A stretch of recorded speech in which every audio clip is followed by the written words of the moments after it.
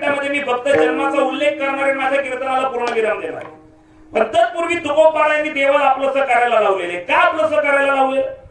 काय माय बाप्पांनो, मी असू दे नाहीतर जगातला कोणताही व्यक्ती असू दे किंवा कोणताही प्राणी असू दे, जो तो ज्याच्या त्याच्या कुवतीनुसार सुखप्राप्तीसाठी धडपडतोय. बरोबर? सुखप्राप्तीसाठी धडपडतोय ना जो तो ज्याच्या त्याच्या कुवतीनुसार. ज्याची त्याची जेवढी झेप आहे त्या त्या झेपेमधून त्याला दुःख प्राप्त करायचं नाहीये. त्याला काय प्राप्त करायचंय? त्याला सुख प्राप्त करायचंय. पण गंमत काय माय बाप्पांनो माहितीये का? सुखाच्या व्याख्या मात्र प्रत्येकाच्या वेगवेगळ्या आहेत. माझी जी सुखाची व्याख्या आहे ती सुखाची व्याख्या तुमची असेलच अशी नाहीये. तुमची जी सुखाची व्याख्या आहे ती माझी सुखाची व्याख्या असेलच असं नाहीये. मला ज्याच्यात सुख वाटतं त्याच्यात तुम्हाला वाटेल असं नाहीये. तुम्हाला ज्याच्यात सुख वाटतं त्याच्यात मला वाटेल सुख असं नाहीये. आपण ज्याला सुख समजतो त्याला ज्ञानोबा तुकोबाराय सुख समजतील असं नाहीये. आणि ज्ञानोबा तुकोबाराय ज्याला सुख समजतात त्याला आपण सुख म्हणायला तयार नाहीये. सगळा विरोधाभास आहे. ज्ञानोबा तुकोबारायांच्या विचारांनी जे सुख आहे ते सुख आपल्याला मान्य नाही. ज्ञानोबाराय म्हणतात सुखाची व्याख्या करताना किंबहुना सोय जीव आत्मयाचे आहे ते त्याचे होय त्या नाम सुख. काय ज्ञानोबारायांनी व्याख्या केली? किंबहुना सोय जीव आत्मयाला आहे ते त्याचे होय त्या नाम सुख. कळली का व्याख्या? गेली का काय? कळली का व्याख्या? काहीच कळली नाही व्याख्या. कशाला सुख म्हणले ज्ञानोबाराय कळलंच नाही आम्हाला. माणूस जितका व्हॉट्सअप पहिला वेळ देतो ना त्याच्यापेक्षा कमी वेळ ज्ञानेश्वरीची उपासना करण्यासाठी दिला तर काहीतरी अक्कल तरी येईल डोक्यात. म्हातारी ज्ञानेश्वरी गाता वाचण्यापेक्षा ते व्हॉट्सअप खेळत बसतात. विशेष वाटतं मला. म्हाताऱ्यांचा ज्येष्ठ नागरिक ग्रुप ज्येष्ठ नागरिकांचा ग्रुप तयार झाला. एकाने मला त्या ग्रुपमध्ये घेतलं. मला विचार पडला की मी 35 वर्षाचा काय 70 वर्षाचा? मलाच प्रश्न पडला. मग मी त्या ग्रुपच्या ऍडमिनला विचारलं, अहो तुम्ही सगळ्या ज्येष्ठ नागरिकांचा ग्रुप केलेला आहे, 60-70 वर्षाच्या माणसांचा ग्रुप केलाय, मला कशाला घेतलं तुम्ही त्याच्यामध्ये? तो म्हणला महाराज तुम्ही पण म्हातारेचे. आता माझ्याकडे बघून मी म्हातारा वाटतो का? नाही म्हणले म्हातारे म्हणजे कसं? तुम्ही पण ज्येष्ठ आहेत ना. मी म्हणलं मी ज्येष्ठ नाही, मी कनिष्ठ आहे, तुमच्यापेक्षा लहान आहे.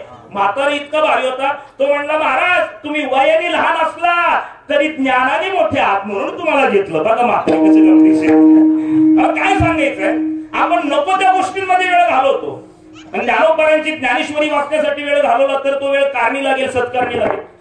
तुकोबारायांची गाथा वाचण्यासाठी वेळ घालवला तर तो वेळ सत्कारणी लागेल. महाराज त्याच्यातून तुम्हाला मला मानवी जीवनाची खऱ्या अर्थाने यथार्थता कशात आहे, मानवी जीवनाचं सुख कशामध्ये सामावलेलं आहे, मानवी जीवनाचं कल्याण कशाने होणार आहे, मानवी जीवनामध्ये सुख कशाने प्राप्त होणार आहे याचा विचार तुम्हाला मला प्राप्त होईल.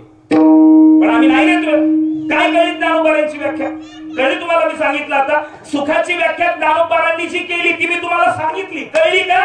तुम्ही मान्यच करणार नाही. कळली नसली तरी मान्य करणार नाही, कळली असली तरी मान्य करणार नाही. तुम्ही म्हणसाल तुला कशाला बोलवलंय? बोलण्यासाठी बोलवलं ना, तूच सांग. चला सांगतो. मी नाथ महाराजांच्या शब्दामध्ये सांगतो. नाथ महाराज सुखाची व्याख्या करताना बोलतात, जीव परमात्मा दोन्ही एक ते जाणणे ते ज्ञान देख. काय व्याख्या आहे महाराज? जीव आणि परमात्मा एक आहे याची अनुभूती होणं त्याला ज्ञान म्हटलेलं आहे. ही झाली संतांच्या लेखी व्याख्या सुखाची. आता तुमच्या माझ्या लेखी सुख दुःख कशाला म्हणतात माहितीये का? चला सोपं करून सांगतो मी तुम्हाला. जीवाला अनुकूल वेदना झाल्या की त्याला सुख म्हणतात आणि जीवाला प्रतिकूल वेदना झाल्या की त्याला आपण दुःख म्हणतो. दोन्हीही वेदना आहेत. बारीक आहे का?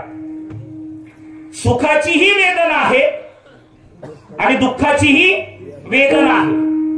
मला सांगा, एक माता भगिनी होती, एक बाई होती. तिचा नवरा अपघातामध्ये मरण पावला आणि घरी संध्याकाळी तिच्या कानावर ही गोष्ट पडली. तिच्या कानावर ही गोष्ट की नवरा अपघातामध्ये मरण पावलाय. ही बातमी तिला जेव्हा कळली तेव्हा तिच्या डोळ्यातून घळघळ पाणी येऊ लागलं. मला सांगा, ज्यावेळेस आपला पती मरण पावलाय हे तिला कळलं, हे कळलं म्हणजे तिला वेदना झाली. ती वेदना कसली होती? सुखाची होती का दुःखाची होती? दुःखाची होती ना. अरे वेदना झाली. जीवाला प्रतिकूल वेदना झाली, तिला कळलं आणि जे घडायला नव्हतं पाहिजे ते घडलंय, ज्याच्याबरोबर 7 जन्म संसार करण्याची शपथ खाल्लेली आहे, तो माझा नवरा अपघातामध्ये मरण पावलेला आहे आणि ही वाईट बातमी तिच्या कानावर पडली आणि तिच्या डोळ्यातून घळघळ घळघळ घळघळ पाणी येऊ लागलं. अतिशय प्रतिकूलतेमध्ये काळ गेला महाराज, अतिशय दुःखामध्ये काळ गेला. मुलगा होता लहान, त्या लहान मुलाला लहानाचं मोठं केलं, काबड कष्ट केले. तो मुलगा 10वी मध्ये होता.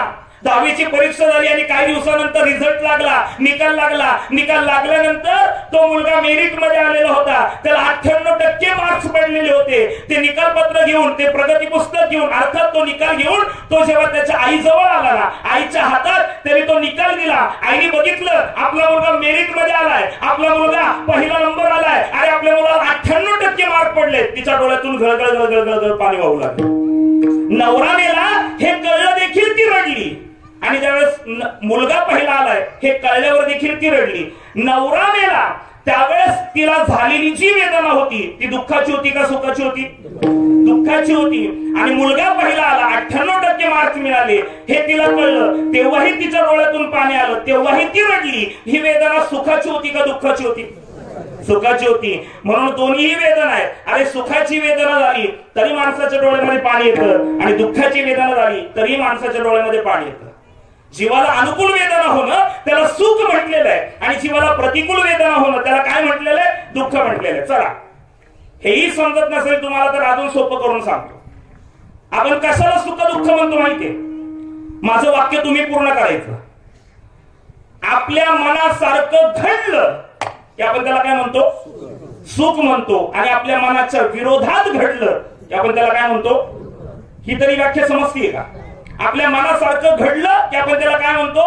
सुख म्हणतो. आणि आपल्या मनाच्या विरोधात घडलं. आता मी 12 वाजता जय विठ्ठल केलं ते तुमच्या मनासारखं मला ठरवलं तुम्ही आता, आणि मी 12च्या पुढे गेलो की तुमच्या त्या मनाच्या विरोधात. आणि मनासारखं घडलं की आम्ही त्याला सुख म्हणतो आणि मनाच्या विरोधात घडलं की आपण त्याला दुःख म्हणतो. पण जीवन असं आहे, सुख दुःखाचा खेळ जीवनामध्ये. जीवन असं आहे, इथं सगळंच मनासारखं घडत नाही आणि ते सगळंच मनाच्या विरोधात घडत नाही. माहितीये ना? सगळंच मनासारखं घडत नाही आणि सगळं मनाच्या विरोधातही घडत नाही.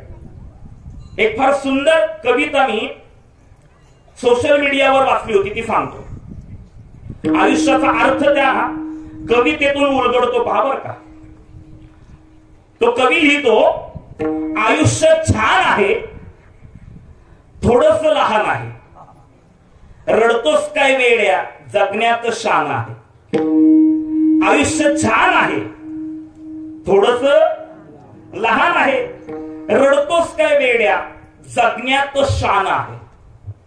अश्रूच यार माझा मदिरेत समान आहे, काट्यातही फुलांची झुलती कमान आहे. उचलून घ्या हवे ते, दुनिया दुकान आहे, जगणे निरर्थक म्हणतो तो बेईमान आहे. सुखासाठी इथे कधी हसावं लागतं तर कधी रडावं लागतं.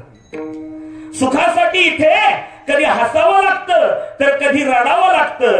कारण सुंदर धबधबा होण्यासाठी पाण्यालाही उंचावरून खाली पडावं लागतं, पाण्यालाही उंचावरून खाली पडावं लागतं. आयुष्यामध्ये चढ उतार असतात मायबापांनो, फक्त त्या चढ उतारांना आपल्याला सामोरं जाता आलं पाहिजे. आम्ही धडपडतोय सुखा करता. अरे मी पण काय धावतोय, पळतोय, कार्यक्रम करतोय. का करतोय? मला कीर्तन करण्याचं सुख मिळतं म्हणून करतोय. तुम्ही मंडपामध्ये येऊन बसताय, का बसलेला आहात? अरे देवाच्या चरणावर जन्माष्टमीच्या निमित्ताने नतमस्तक व्हावं आणि चांगले विचार ऐकावे. चांगले विचार ऐकल्यानंतर सुख मिळतं म्हणून तुम्ही मंडपामध्ये येऊन बसलाय, बरोबर ना? तुम्ही मंडपात येऊन बसलाय, तुम्हाला कीर्तन ऐकण्याचं सुख आहे. कीर्तन ऐकल्याचं नसलं तरी कीर्तनानंतर मी कीर्तनाला आलो, मला कीर्तन करण्याचं सुख आहे. कीर्तन करण्याचं सुख नसलं तरी कीर्तनाच्या नंतर ते तुम्ही बरोबर. प्रत्येकाच्या सुखाच्या व्याख्या बदललेल्या आहेत ना, पण प्रत्येक जण सुखासाठी धडपडतोय.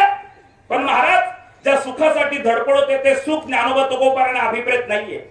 प्रापंचिक सुखाची कधी संतांनी चर्चा केलेलीच नाहीये. गंमत कशी जीवनाची पहा बर का. आपण ज्याला सुख समजतो ना ते ज्ञानोबा तुकोबांच्या दृष्टीने खरंच सुख नाहीये. सुखाची गंमत कशी मी तुम्हाला सांगतो. तुम्हाला मला सुख मिळावं वाटतं पण ते मिळत नाही. म्हणजे सरण आणि उरणं. माझे श्री गुरु चैतन्य महाराज देगलूरकर एक वाक्य फार सुंदर सांगतात.